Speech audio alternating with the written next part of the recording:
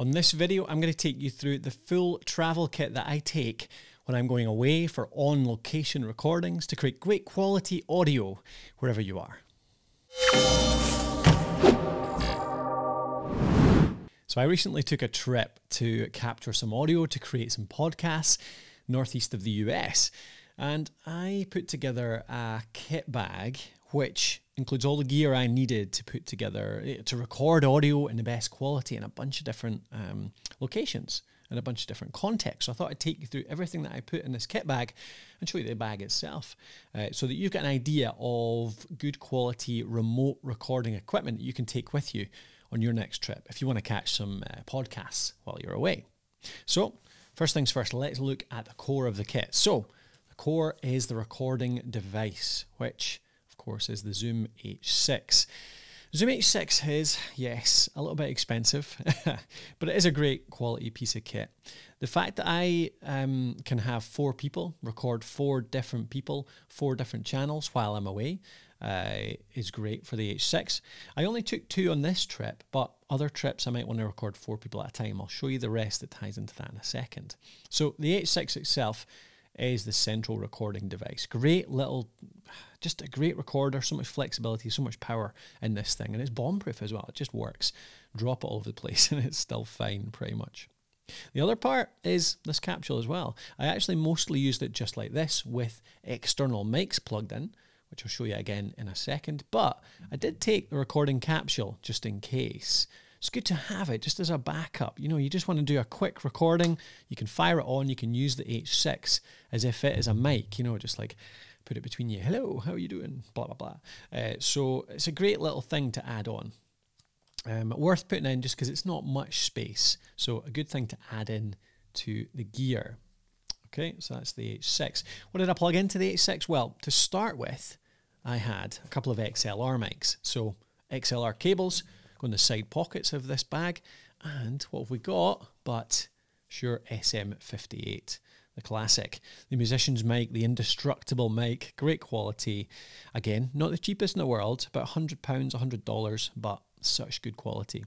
The advantage of these, a few different advantages of the SM58s in this context in particular. First of all is we could record really flexibly, you know, just hand holding. So plug in the XLR, plug in the mics, and then me and another person, somebody else that was on the trip with us, we can hold a mic each and we can record that way.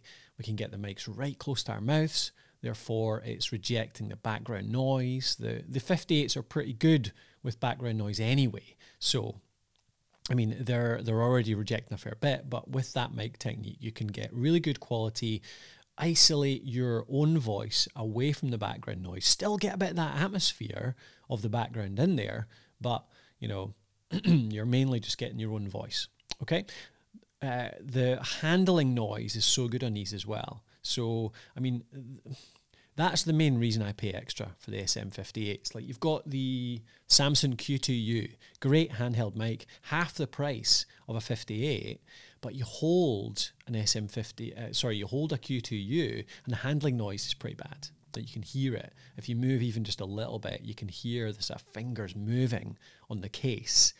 It's just a little bit cheaper, a bit less isolated. But with the 58s, you handle them as much as you like, you can barely hear it. So great for background noise, great for louder environments. I knew would be in bars and cafes and places like that.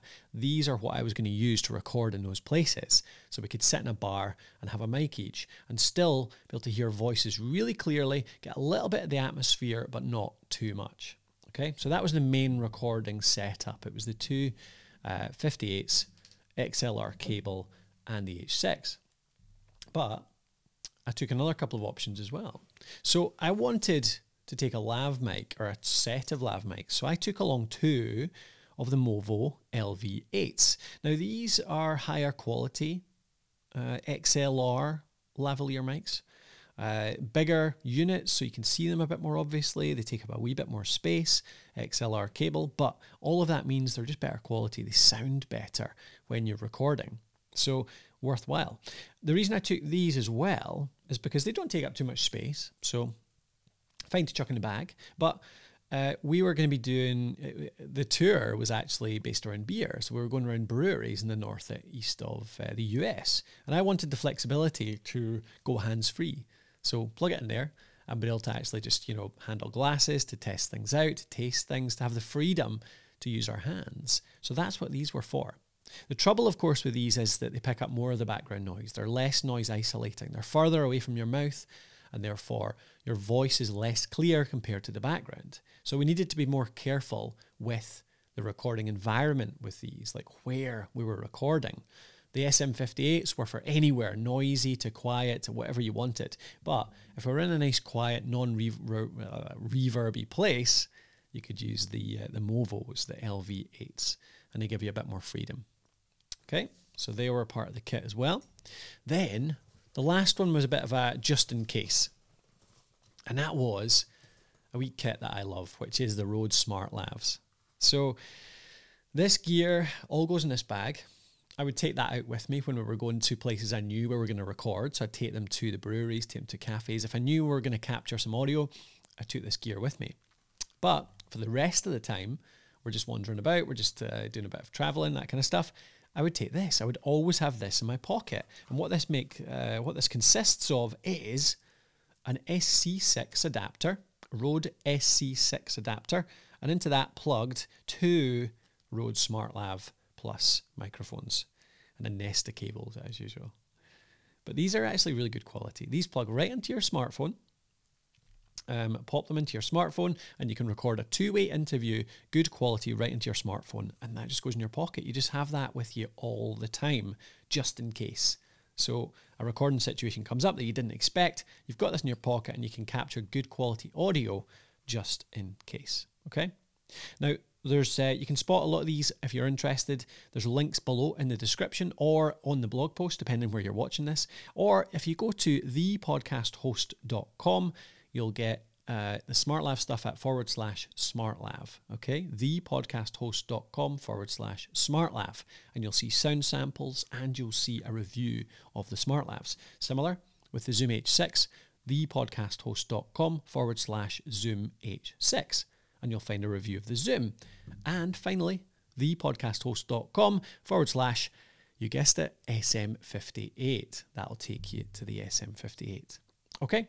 We've actually got an article which shows you the full setup going from H6 to two Shure SM58. So if you want to just see it, here are the samples. You can find that. You'll see a link to that from both the Zoom and the Shure articles. Last thing to mention here, a couple of things in here. I had the power supply, obviously, for the H6, just in case we're recording on the go. But I also had batteries, lots of spare batteries. There's a nice little pocket in here. Which brings me to the bag itself. So this bag, I was looking for a bag to take traveling with me, something that made it easy to carry all this gear around but wasn't too big and bulky. And I happened across this Low Pro Format 140, which is a great little bag. I just love it, actually. It's so good. It's got pocket on the top for little bits, pocket inside for little bits. It's got dividers inside. So you've got two dividers so you can keep stuff nicely isolated, nicely organized. It's not going to bash into each other. And there's a final little pocket on the back as well. And a strap, of course. Side pockets too. So you've got two side pockets. I was using them for the cables, but they could have done equally well for the microphones too. This is the 140. You get a range of them. So you've got the Low Pro format. I think it goes from 100 up to 180. I believe, I couldn't find this on the website, but I believe it's to do with the width. It seems like they all have similar height, similar depth, but they're all slightly different in width. So they can carry more or less gear, depending on whether you go for the 100 is the smallest, up to the 180, I believe, was the biggest.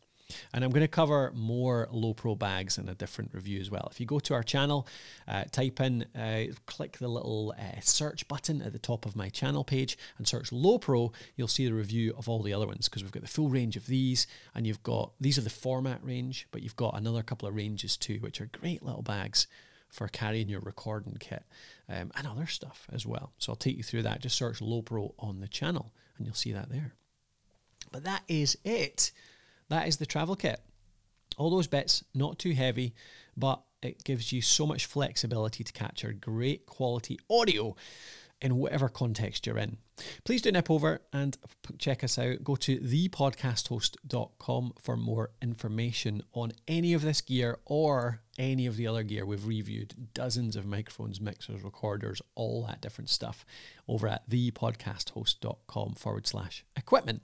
And please do subscribe to the channel as well. I appreciate you following along and watching the videos here. Thank you again for watching. I'll see you on a future video. I've been Colin Gray from thepodcasthost.com. I'll talk to you soon.